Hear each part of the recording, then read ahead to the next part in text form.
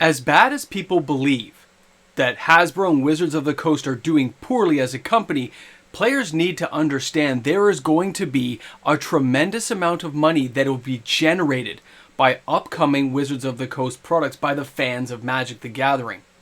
Now, in today's video, we are going to discuss the possibilities of what may come to be and why players should really be paying attention to the bottom line.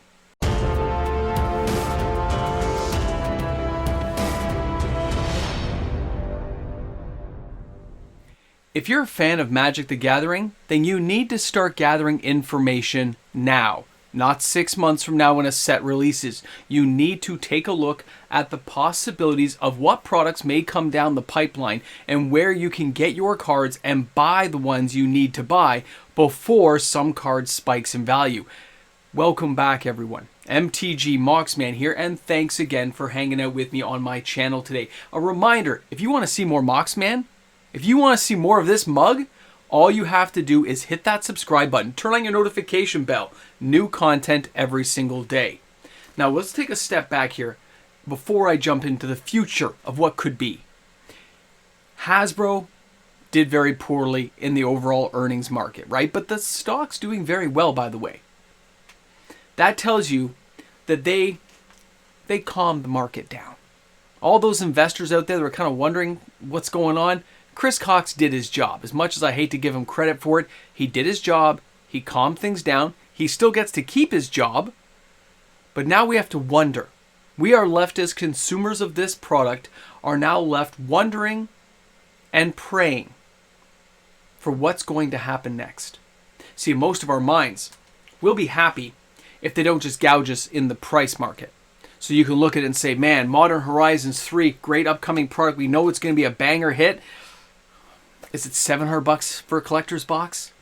Are they going to try to get $800 from me for a collector's box? That is the money side of you as a player, trying to get value for dollar in your mindset of how it could possibly cost so much before a product, before the cards are even shown.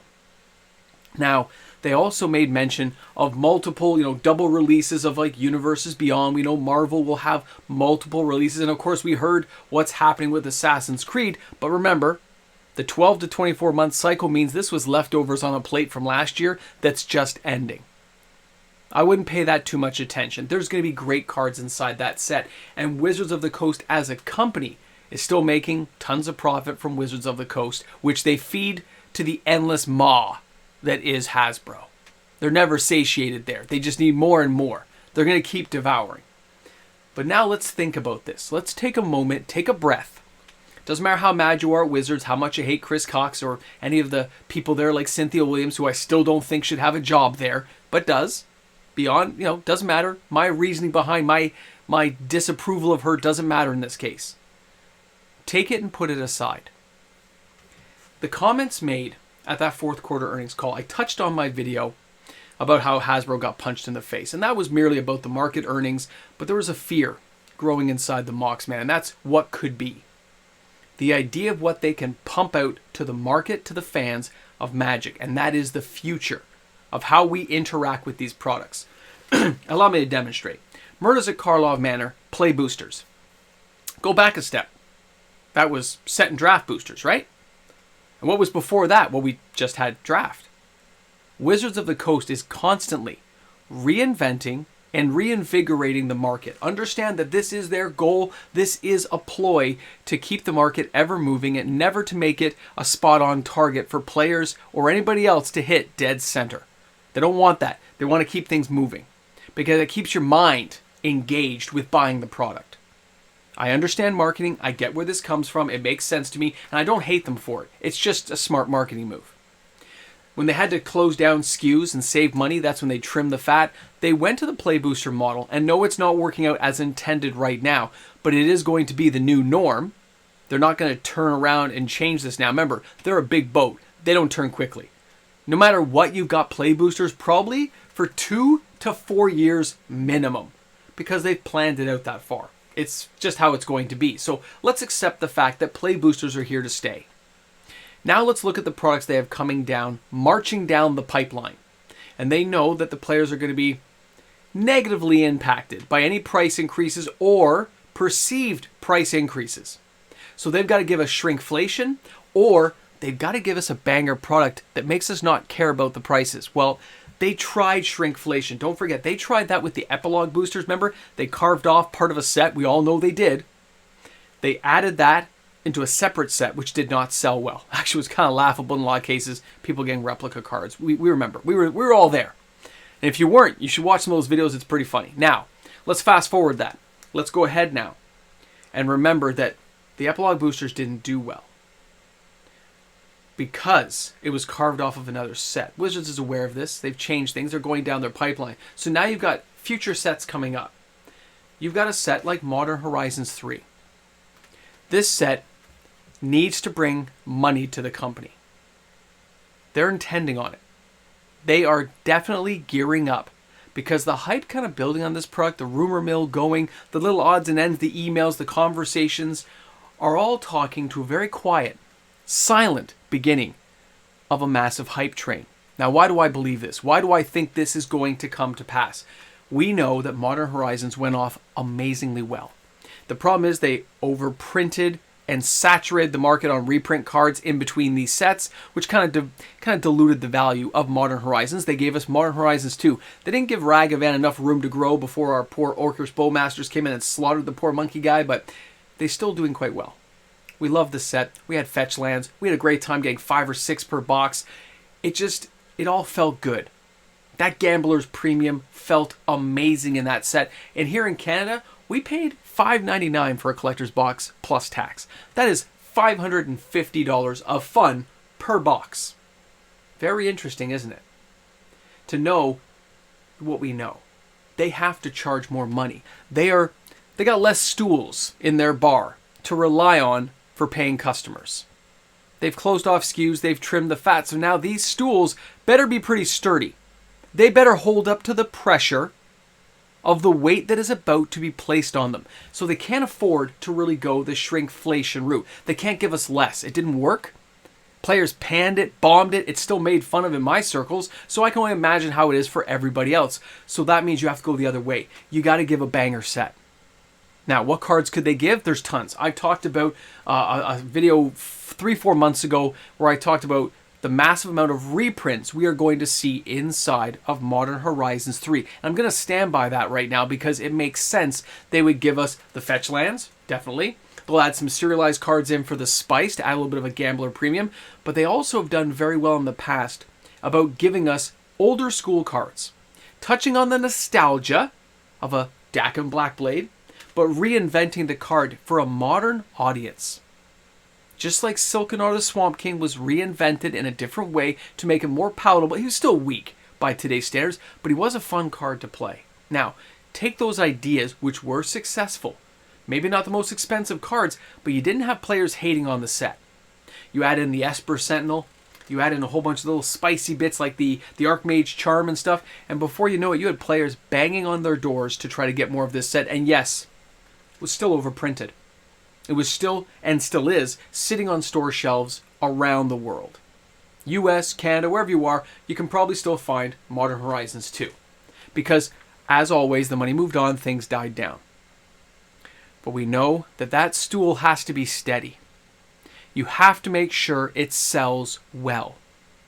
Now, that means you have to take all the other avenues and cutting corners you can, right? So do you think they're going to go with a massive print run for this product? What do you think? Pause the video. Take a moment to listen to what I'm saying. Are they going to give this set a massive print run? Well, there's 2 avenues of that conversation you can take, isn't there? One, they are going to print it all the way, Mox, man. They're going to have so much available because it's going to be such a good selling set that we can't wait to get our hands on it. That's a good way of looking at it. There's nothing wrong with that. A lot of you will take that kind of impact statement and say, that's where I think things are going to go. And as a company, it makes sense because they have to make a lot of money. But they're charging a higher price point.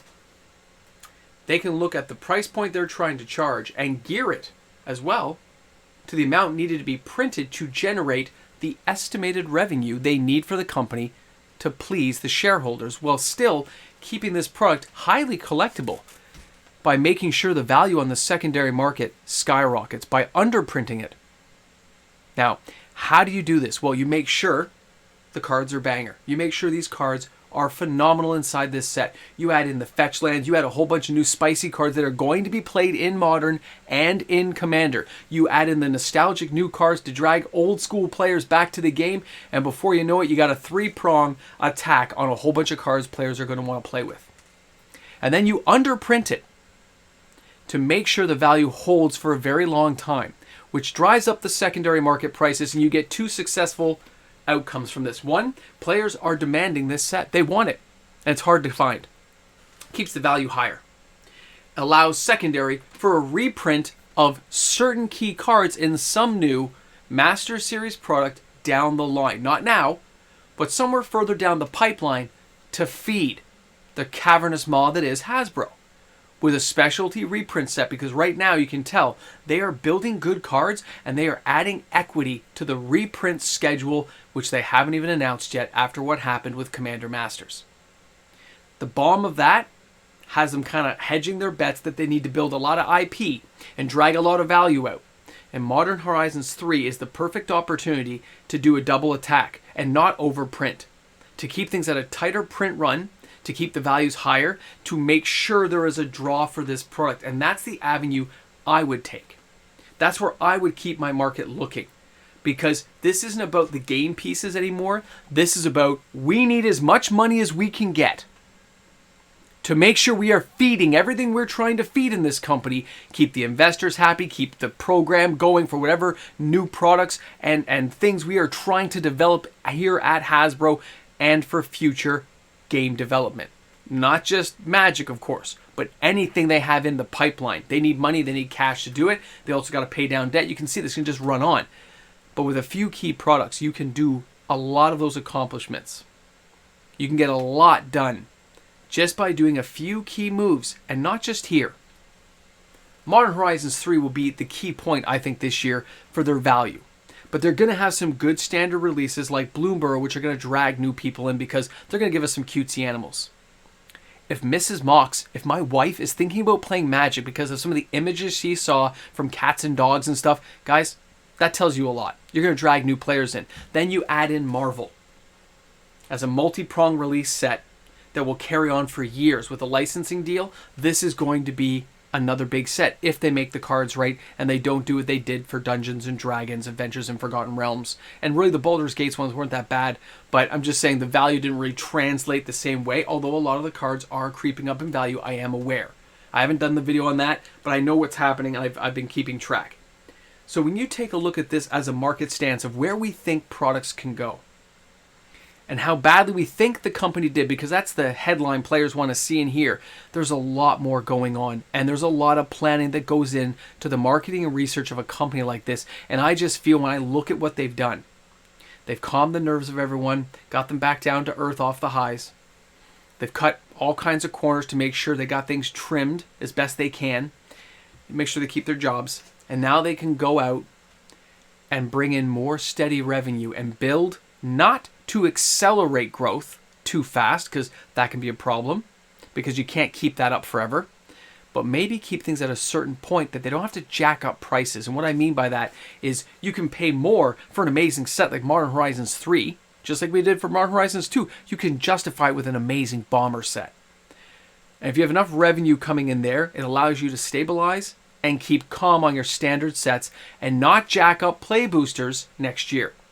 Because the last thing that players are going to want to hear is the only way to draft and play standard and get things going that they say they want to do is raise the prices again on a play booster box. They got to find the revenue elsewhere, and that means they're going to do it with things like secret layers, specialty ones, not just the brand, not just Universes Beyond, but reskinned new cards that we've already played with, but with new artwork. They're going to make a lot of money doing secret layers because players are enjoying it. That helps close the revenue gap ever so much, but all those little corners and takes and ancillary products they create are going to allow them to fuel the beast that is Hasbro while keeping the players on the play side of things still happy with standard sets not going up. This is what I believe to be the upcoming, I guess, the path of least resistance for the company forward without having to deal with massive hatred from everywhere. You can't please everyone. but that company can take certain steps forward, like quality control issues, to close the gap on the hatred. Then they got to work on broadening out the player base. That's a further line item down the line. But they don't want things going too far the wrong way. They got to balance it out. And that means right now, generating revenue, and they can afford to do so because they can create amazing cards and give players a product they really want to get their hands on. Either way, I want to thank you all for hanging out with me today on the channel. I hope you enjoyed the content, and as always, don't forget to bring a friend to Magic. It's an amazing game, and I look forward to seeing you all tomorrow for another video. And if you're here at the very end, you can stick around past the credits for the Ramble Jamble. I usually don't do this, but I'll give you it. I'll just give you this once. The Ramble Jamble is past the credits.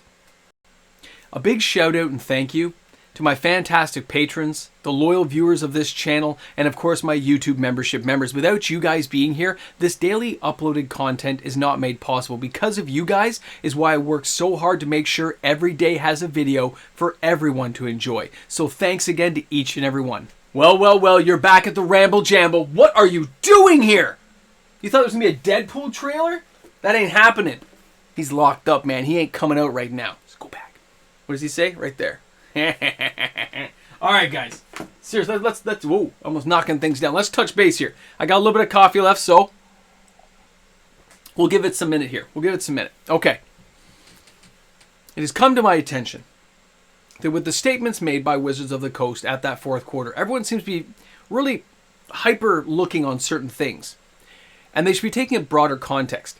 Because when a company is this big, they're not just Magic. Although many of us will associate just Magic with them, they are a lot more than just Magic. The IPs under their belt are licensed around the world. They're recognized everywhere. And no, the company itself does not always do a great job representing their own IPs, but that's beside the point.